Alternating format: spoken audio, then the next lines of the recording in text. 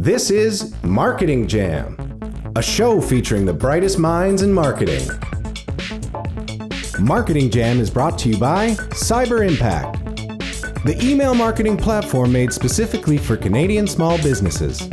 Go to cyberimpact.com/jelly, create a free account, and start sending CASL-compliant promotional emails in just a few clicks. Hey, welcome back to Marketing Jam. Shaheed, Devji here, and really excited to be sitting next to Rich from BuzzFeed. BuzzFeed, a huge brand in the digital space, and what it is today is probably not what it was when it first began. Can you tell us a little bit about what BuzzFeed was when it first started, and then when did you join the train? Yeah, so BuzzFeed's been around for 11 years now, and it started as this small shop in Chinatown, New York, and it was really just experimenting with content that people would share. That was it. It was this fascination with connecting people over content, and that has obviously spawned into what BuzzFeed is today, which is the leading independent tech media company in the world. But we've kept that philosophy from the beginning, which is creating shareable content that connects people and is of service to our audience. It's just a very simple approach that has led to what we see today. I've been at the company for 2.5 years. It feels like a lifetime with the speed that things are evolving and what we're doing. But it's been brilliant. It was a great move for me personally and professionally to join the company. 11 years ago, I mean, that was the beginning of sort of the shareable digital generation, right? So using the word experimenting is very relevant. I would say, and I'm sure you would agree, that BuzzFeed was a pioneer in that space, right? Would you think so? Yeah, I think so. But again, that wasn't necessarily an objective. I think it was a much more simple objective of like, let's just keep making content that people are responding to. As a response to a gap, maybe, you think? Or potentially, just testing? Potentially. I mean, you look, I look back to times where you would get an email that someone sends to you saying, oh, I thought you would really like this. I mean, my dad still will send me an email of something he thinks I'll like, or even going back further, it's a newspaper cutting, of something my dad would cut out soccer news and leave it on my bed or something like that. There's this amazing thing about just connecting with people over content, and we've always done it. And I think for a lot of people, there's the feeling that the digital world is pulling people apart or putting up barriers, or really what our aim is to bring people together, and it works. We've built a devoted audience by being devoted to them in making sure that's our approach. Okay, so we're obviously at a conference, a marketing conference here, and BuzzFeed today, it looks a lot different, I think, than initially it did. The listicles, the articles initially are still a part of it, but how would you define BuzzFeed today and in the work that you do as the executive creative director? What is BuzzFeed now? I mean, we're still a tech media company. We still fall in that space, but yeah, we've evolved massively. And to your point, we still deliver quizzes. Quizzes are growing. Our audience and for people taking BuzzFeed quizzes is ever growing, and it's monumental, it's massive. And then, lists again are just as popular as they always were. We definitely evolve and roll with time and with the digital space expanding. And it's now led to us having this series of ever-growing, fantastic media brands that are covering sort of verticals or certain worlds in the digital space. But they're also moving from, as we would say, like from URL to IRL. For Tasty, for example, we now have a product line of fantastic cooking utensils that we sell in Walmart stores, and that's all spawned from our approach to refreshing cooking content and delivering cooking content that's highly relatable on a human connection level. So we keep growing, but our mission stays the same, and I expect us to continue to grow at the rate that we are. Talk a little bit about the balance that maybe you and your role need to have, or maybe I'm wrong here, but I find that a lot of the content that was popular initially or over the years with BuzzFeed, I think back to the dress and the different colors and simple things like that on the surface maybe don't need a lot of production and production value. They certainly need direction, but is there a balance that you need to have in terms of how much to put into something to stay on brand even? Yeah, I think if you get too caught up in aesthetics, then you're actually killing the raw creativity of something, under the surface. So, moments like the dress or even the Facebook Live video where we saw how many watermelon. The exploding watermelon. Yeah. There's no reason to shoot that beautifully, to light it perfectly. That was a real thing. We were messing around. I remember I was in the office writing an email on my phone, watching these guys do it. It happened. It was the thing that we did. We didn't need to overly produce it. And I think that's the wonderful thing about the digital space. I don't think there's snobbery about aesthetics and certain like overly planned creative execution to things, which I think is great. Again, it's real. It's accessible. And I think you can see that with brands too. I think it used to be that brands held the power. They had the products that people wanted, and they would have this glossy imagery or these perfect commercials that made you aspire, made you feel like you needed their product. You really needed to reach out and grab it. That's changed, and I think the digital scene is what's really changed that. To now, the consumer holds all the power. Brands need to work a lot harder to actually connect with the brand and connect with the consumer and convince them that their product, their brand is the one worth their time. So I think with that, again, has come this sort of erosion of like overly planned or creative direction. However, having said that, we do take the content we do very seriously. I mean, we're not intentionally rushing it out or making it look scruffy. I mean, if you look at a Tasty video, they're beautifully shot, they're beautifully lit, down to the framing and the interactions and how we ramp the speed in certain sections, slow it down in others. So it varies across what we're doing, and when we're partnering with different people, we're well aware that certain brands do still have certain things they take very seriously. We're not going to encourage a brand to partner with us and make a bit of content that seems a bit scruffy or seems a bit rushed. We want our partners to have a fantastic experience working with us, and we'll mold and adapt. Someone with the title creative director, I mean, what's your background like? Because I know there might be some push and pull with some creative directors not to focus on lighting properly all the time and the best audio. Is that a struggle that you've had personally, or are you all game for this I guess new type of direction? Yeah, I mean, I'm at an advantage. I think I didn't come from the ad world. I came from a storytelling world. And in that sense, it's all about the story, right? It's all about the story. It's all about connecting with the audience, and so that's always been my obsession. So maybe it was I was in a bit of an advantage coming into that. However, I massively respect, obviously, and look up to creative directors in the more traditional ad world and creative agency world. I think things are changing, and there's both sides need to learn from each other. I think the traditional media, sort of legacy media or traditional advertising space, can learn from a lot of what the digital publishers are doing, and vice versa. There's learnings both ways. So when you were talking about the initial birth of BuzzFeed, you mentioned creating content that resonated with an audience and that people enjoyed consuming, and you've been talking about that throughout because that is the purpose. But you also mentioned sort of brands and their products kind of being the priority, and them having to maybe shift from that and focus on the consumer a lot. Are you seeing that as one of the biggest trends now in marketing, that it has to be consumer first all the time and not necessarily product first, even though that seems so obvious now?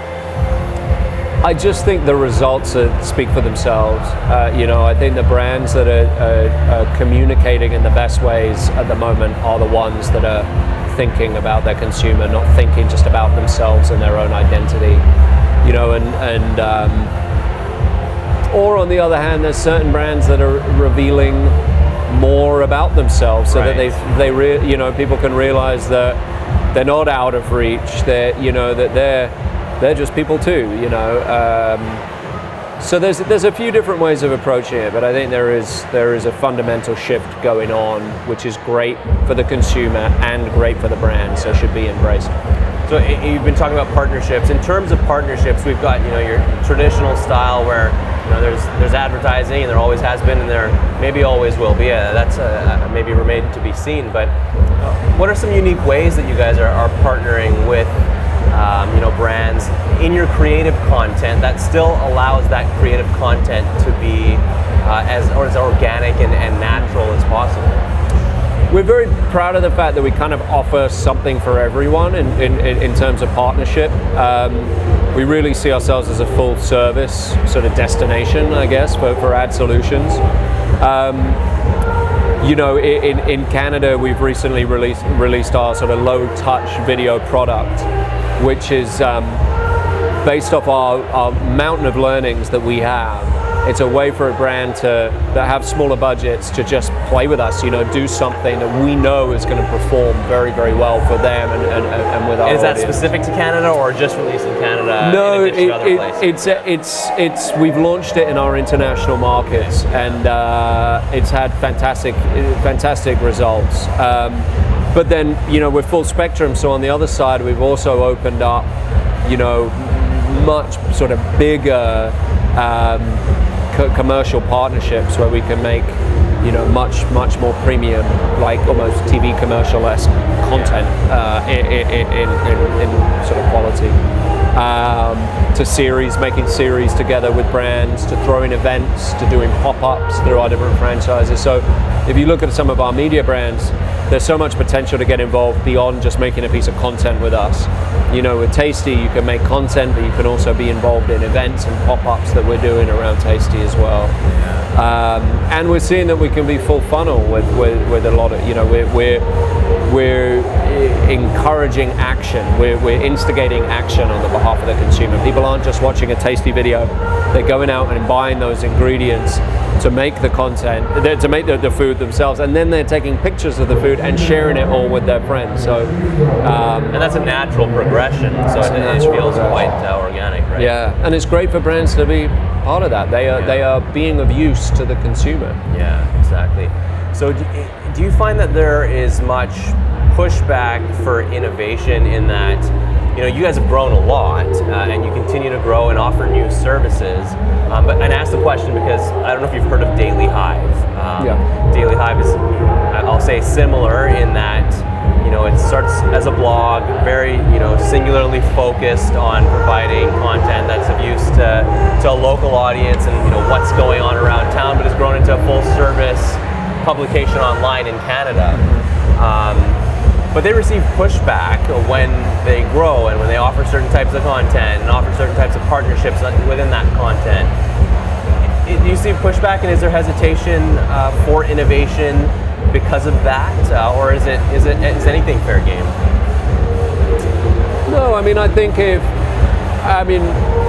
pushback from your audiences, from the audience. Yeah. No, I think that, again, we're always putting audience first. We're listening to them, what they want, and we're adapting with that. So, as I said, some things that people love and are ever growing, like our quizzes, we're just going to keep doing them for people until they're like, all right, enough is enough. So it's not one thing in favor of another, right? No. We don't want to abandon things that we're doing if our audience are consuming them. We definitely don't put innovation first. You know what I mean? Yeah. We let our audience show us the way, and by doing that, we shouldn't experience pushback. Yeah, and that seems like an obvious thing to do, but it almost is novel right now, where innovation and trying the newest and latest thing seems like the thing to do. Do you see that in other areas where people are maybe too quick to jump to the new thing and abandon the old thing? Yeah, I find innovation a really complicated word, because for a lot of the time, especially when it comes to advertising, it'll mean let's try something crazy, something quirky, I think you can have an innovative approach to what you do. It doesn't need to mean a stunt or something wild or a complete roll of the dice and just see what the hell happens. Yeah. You know, I think you can be innovative in your thinking just by having good insights that are your foundation layer or a swim lane for you to then experiment in and be innovative in, rather than just trying something sweeping and crazy. So, you know, we were named by Fast Company as the most innovative company in the world, but that doesn't mean that we're just trying crazy stuff all the time. You know, we're following direction from our audience. We really think through what we're doing, and we iterate constantly. A lot of the time with innovation, it's a crazy splash at something, and oh, it didn't work, don't worry about it, we'll try another crazy thing over here and a crazy thing over there. We don't approach things that way. We approach things as a constant evolving experiment that we're learning from the whole time. That's an innovative approach. So yeah, it's a complicated word, but I think, you know, to the point that the speaker was saying earlier about chasing squirrels, I think you do need to have a focus and a patience with what you're doing. You can't just constantly be jumping to the next thing. We've talked a lot about video already. Is that where a lot of the focus is going for you guys on video, and do you see that changing anytime soon?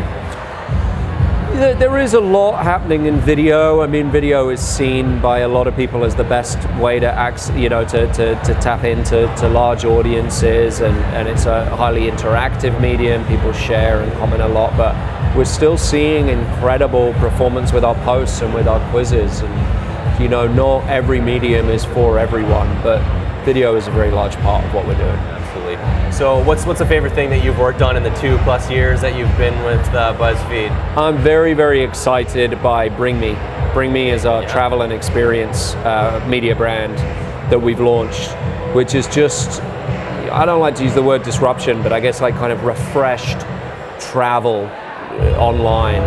As I was saying at the conference, you know, travel online now, you know, you search for travel advice, it's the same top 10 things you can predict in all cities. The Eiffel Tower is coming up, the Louvre is coming up in Paris. Or, you know, or travel is really, any curiosity you have around travel is, the response is prices, bargain deals, and you better hurry and act now. Or it's sort of mass opinion on things with, you know, people kind of writing reviews on things. Or it's highly aspirational content. It's these remote beaches that are stunning that you never could afford to get there, or you know, or to get there and it not be mobbed with tourists. You have to be there at like 5 o'clock in the morning or something like that. Yeah. We want to push all that to the side and deliver, you know, solutions within travel and inspiration within travel that is within reach, which is things you want to do with other people, that is unlocking things like in Vancouver you never knew existed and look amazing and you want to do with your friends, or just, you know, providing like cool advice and like a utility to people that are looking to spend their hard-earned money on a cool experience or something different, don't necessarily want the top 10 and don't necessarily want to go to tourist swamped places. So I'm very, very excited by that. I like traveling myself, and it's rapidly growing as our media brand. So yeah. You traveled from London to New York. When did you do that? When did you make the trek over to the States? Was it for BuzzFeed? It was about, no, it wasn't actually. It was for college. It was about 13 years ago, I think. Okay, all right. So would you consider yourself equal parts American at this point, or not? I'm married to an American. Okay, so yes. Yeah. So yes. Yeah. Yeah. Okay. Yeah, I guess so. I mean, got a bit of a weird accent. I've got this kind of mid-Atlantic thing going on. So yeah, and the longer you stay, the weirder it'll get, right? It's true. But, and I noticed you did say the word soccer and not football. It's terrible. Does that pain you to do that? It does, and I'm embarrassed that I did. Some of my friends will be very upset right now.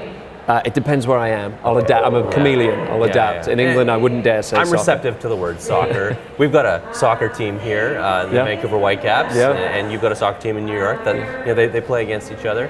Have you found yourself supporting the MLS more as you've kind of set up in the States? I've been to some great MLS games. I think as an Englishman, when you have your football team, it's very difficult to ever have a second team. You just have your team. So which is Arsenal. I'm a Liverpool fan, so good thing we didn't say that at the beginning. You're doing better than us right now. Yeah, but this year.